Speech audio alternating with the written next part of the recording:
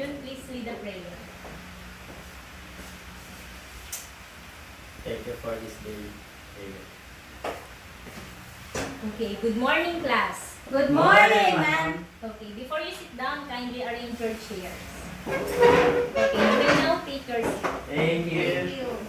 So last time, we have already discussed the 6 essential nutrients. Can you remember it, class? Yes. Okay, so what are those 6 essential nutrients? Bernadette. 6 essential nutrients: protein, carbohydrates, fats, vitamins, minerals, water. Okay, very good. So this time, I have here some pictures of food and you're going to identify what nutrients does this food contain. Did you get it, class? Yes. Okay, so the first food is Ice ice cream. cream. So what nutrients does ice cream have? Okay, Junjun. Carbohydrates. Okay, very good. The next one is margarine. Margarine. Bernadette. Fats.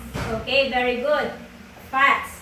Next one is bread. Daniel. Carbohydrates. Okay, carbohydrates. Very good. Next is Milk. milk. So what nutrients? Junjun. Vitamins.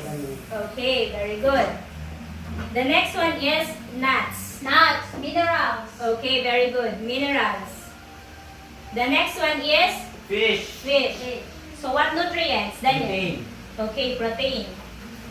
Then the next one is rice. So what nutrients does rice have? Bernadette. Carbohydrates. Okay, carbohydrates.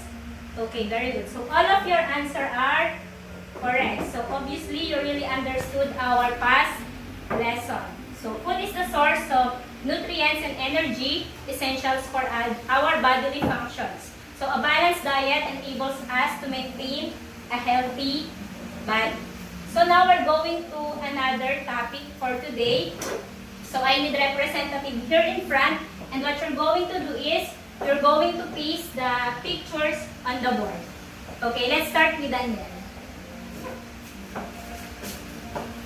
Then Junjun, then Bernadette.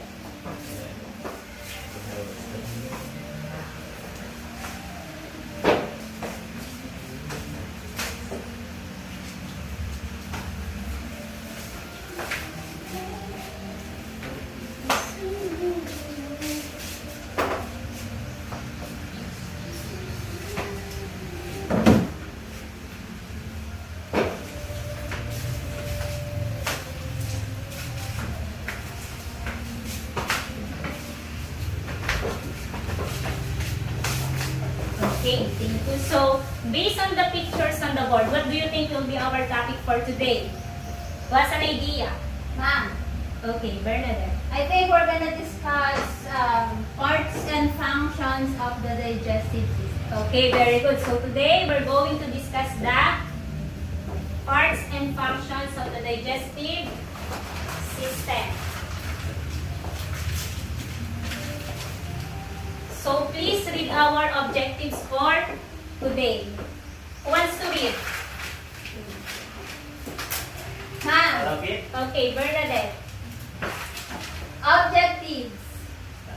At the end of this lesson, the students should be able to 1. Identify the parts and functions of the digestive system. Locate the parts of the digestive system. Appreciate the importance of the digestive system. Okay, thank you. So last time I already grouped you into 4 groups. So the group 1 is the plankton group, the group 2 is the vitamins group, the group 3 is the SpongeBob group, and the group 4 is the carbohydrates. So for the group 1, you're going to arrange the puzzle inside this envelope. For the group 2, you're going to match the parts of the digestive system to its corresponding function. For the group 3, you're going to locate and arrange the torso model. And for the group 4, you're going to act or dramatize the effect of too much eating. Did you get it, class? Yes. To our group activity, I'm going to play a video and you're going to write some important ideas that you will get on the video. Did you get it, class? Yes. Okay, I'm going to play the video. As food is swallowed, the soft palate blocks the upper pharynx to prevent food from entering the nasal cavity, and multiple voluntary muscles in the face, neck, and tongue contract, pushing food particles through the pharynx. The food passes over the epiglottis, which prevents food entry into the respiratory system, and then into the esophagus, which connects the pharynx to the stomach. The one-way movement of the food mass, now called a bolus, is controlled by wave-like involuntary muscle contractions. This movement is known as peristalsis. The bolus now enters the stomach. Folds in the stomach wall, called rugate, allow for expansion as the stomach fills. Stomach cells secrete hydrochloric acid, pepsinogen, and various regulatory hormones that chemically digest the bolus. Muscular contractions in the stomach churn its contents to further break down the bolus and mix it with stomach secretions to form a thick liquid called chyme.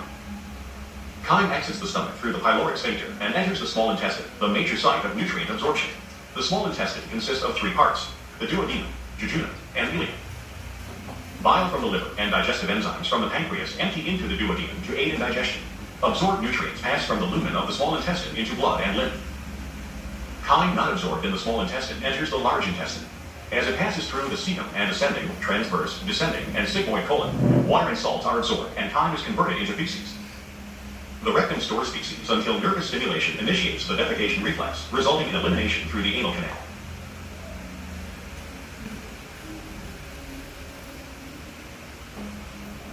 Yes. Okay, so based on the video, what is the digestive Are you parts? planning to work for the same? What is the digestive parts of our body? Math. Okay, Bernadette. Mouth, pharynx, esophagus, stomach, small intestine, large intestine, rectum, anus. Okay, very good. And what are the accessory glands? Junjun. Salivary glands, liver, The liver, the pancreas, and the pancreas, and bladder. bladder. Okay, very good. So based on the video, what is the functions of the mouth? Ma'am, Okay, Bernadette. mouth, break up food particles. Okay, so the mouth break up the food particles, and it also is the initial stage of our digestion. So the next one is the pharynx or the throat. So what is the functions of our throat? Junjun. Directs food in the stomach to prevent choking. Okay, very good. So the throat or the pharynx serves as the passage of the food from the mouth to our esophagus. So the next one is the esophagus. So what is the functions of the esophagus? Okay, Daniel. Carries food down from the mouth to the stomach. So here is the food from our mouth to the stomach. Then the next one is the stomach. Ma'am, Okay, Bernadette. stomach stores and pumps food. Okay, the stomach also secretes juices and enzymes that digest the food faster. And then the next one is the small intestine. Okay, Junjun. Small intestine digests proteins, fats, and carbohydrates. Okay, very good. The small intestine also, it is the part of our intestine where the 90% of the digestion and the absorptions occurs here in our small intestine. Then the next one is the large intestine. Bernadette. Large intestine, absorb water and electrolytes from the stool. Okay, so the large intestine is the responsible for the secretion of the water and electrolytes. Then the next one is the Rectum. Rectum. Junjun. So the rectum, Rectum stores and expels. feces. What? It's the rectum's The rectum stores and expels feces. feces. Okay, very good. And then the next one is the anus. So what is the functions of our anus? Okay, Daniel. No opening at the end of the digestive tract where bowel movements leave the body. Okay, so it is the part of our digestive tract, the last part of our digestive tract. So the next one is the salivary glands. What is the functions of our salivary glands? Junjun. Salivary glands moisten and lubricates foods. Okay, very good. So the salivary glands, it produces enzyme amylase that digests the carbohydrates. So the next one in our accessory glands is the liver. Liver. Who wants to answer what is the function of our liver? Ma'am. Okay, Bernadette. Liver gets rid of waste in the body, stores vitamins and iron. Okay, so very good. The liver, it is also the largest organ inside our body. Then the next one is the pancreas. Pancreas. What is the functions of our pancreas? Okay, Bernadette. Ano yan? Makes enzymes for digestion and bicarbonate to neutralize stomach acid. Okay, very good. So pancreas also makes the hormones called insulin. So the insulin, it helps the body turn food into energy. And then the last one is the gallbladder. Okay, Junjun. What is the functions of the gallbladder? Gallbladder stores the bile made in the liver, then empties it into the small intestine. Okay, very good. So the gallbladder also help to digest our fats in our body.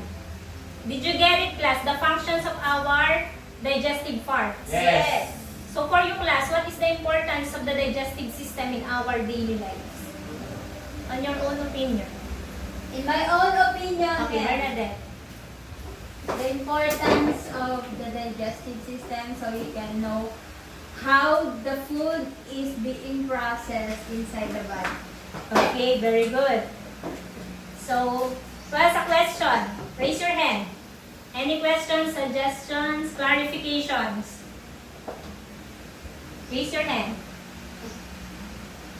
Okay, so no question. No questions, ma'am. So, you really understand our Yes. lesson for today. So, get 1/4 sheet of paper.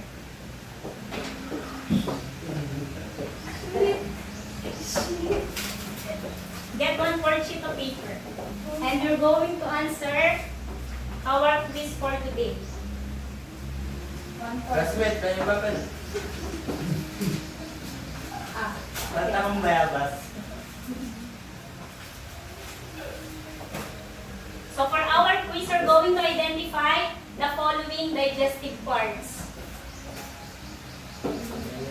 identify. Class, are you finished? Not yet, ma'am.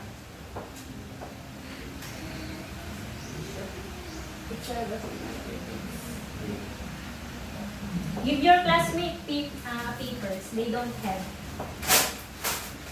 We are poor. Ano mo nila?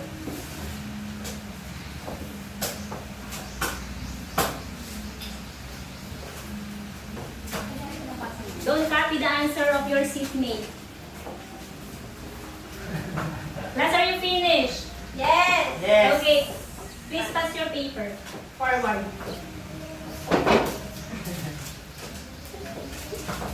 Okay, please get your notebook and copy your assignment. Ma'am, you got my notebook. So for your assignment, you're going to list down 3 digestive disorders. Write down the causes and the ways to treat them. Okay. Okay. Have you copied it, class? Yes. Okay, so that's all for today. So goodbye, class. Goodbye, ma'am. Thank you for teaching us today. Okay.